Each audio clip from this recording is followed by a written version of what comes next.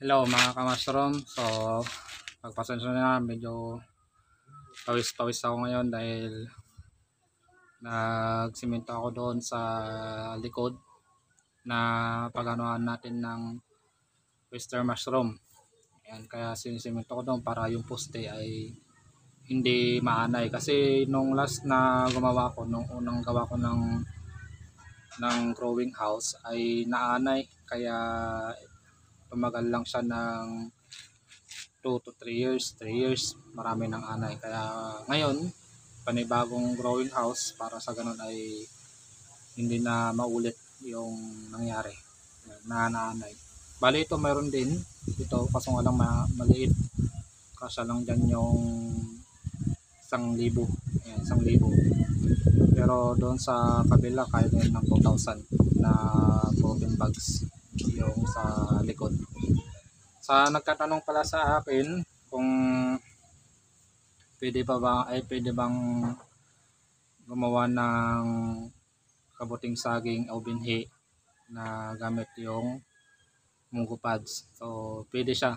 Ayan, pwede siya. Kahit nga rin yung yung saging, mas madali kasi yung saging. Pag gumawa kayo ng binhi ninyo, ibabad nyo siya ng 1 oras lang, tapos tadtarin ninyo, tapos haluan nyo siya ng konting darak. Ayan, kung mayroon kayong lime, mas maganda. Pero kung wala naman ay okay lang kasi hindi naman masyadong maasid ang dahon ng saging. So ang piliin ninyo yung dry na dahon ng saging. Tadtarin nyo yun, tapos i-plastic ninyo. Meron ako mga video naman na patungkol doon na yung personal use lang na gamit yung inyong mga ginagamit sa kusina na pinagkukuluan ng tubig, ganyan. So lagyan nyo lang siya ng patungan para hindi siya malubog sa tubig. Siksikin ninyo, lagyan nyo rin ng yung pala yung una, tadtarin nyo yung dahon ng saging, tapos lagyan nyo ng asukal. Pagkatapos nyo kasi yung nababad ng 1 oras, tadtarin ninyo, tapos lagyan nyo ng konting darak para ma-balance yung moisture nya, tapos lagyan nyo ng konting brown sugar. Ayan, tapos halo-haloin ninyo, tapos pwede ninyo siyang ibag. Yung gamitin ninyo palang plastic ay mas maganda, yung mas makapal yung PP bag kung meron sa inyong lugar sa palengke. Ayan, try ninyo maghanap sa inyong palengke na nagbibenta ng mga plastic. Ayan, tanungin ninyo yung 6x10 na plastic. Ayan. Tapos siksikin ninyo yung dahon, tapos talian ninyo. So yung pagtali ninyo ay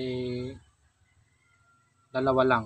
Dalawang ikot, tapos tali. Tapos yun na. Tapos na huwag masyadong maigpit. Kasi kung maigpit yung pagkakatali nyo ng rubber band, ang tendency nyo pag pinasteurize nyo, kasi nagpe-pressure yon, lumulubo yon, mag-expand yung plastic, kaya magiging maluwag na. Pag inahon nyo siya after yung papasteurize ng 2 hours, luluwag siya. So hindi maganda. Para maiwasan yun, wag masyadong maigpit. Ayan. At kung mayroon namang PVC neck, maganda rin. Ayan. So nag-upload naman ako, lalo na doon sa playlist. Doon ko i-upload yung mga paggawa natin na ng kabuting saging sa binhi. So yun, panoorin nyo doon sa i-upload ko doon yung mga technique yan sa paggawa ng binhi. So pwede. Pinakamainam kasi pag nagsisimula pa lang tayo ay yung dahon ng saging kasi hindi siya maasin. So pakulan ninyo, tapos pag gumawa kayo ay iwasan ninyo yung marumi yung kamay nyo. Mag-alcohol kayo para maiwasan natin yung magkaroon ng green mold na tinatawag. Yung magi-green yung substrate natin pag kasamang nag-aamag yung bulba, tapos mayroong green mold o kaya black mold, yellow. Ayan. Para maiwasan natin mag-alcohol tayo. Ayan. So yun lang. At sana mayroon kayong natutunan sa ating video ngayon patungkol doon sa paggawa. At huwag niyong kalimutan na mag-like and share sa ating video. Salamat. God bless sa inyo lahat.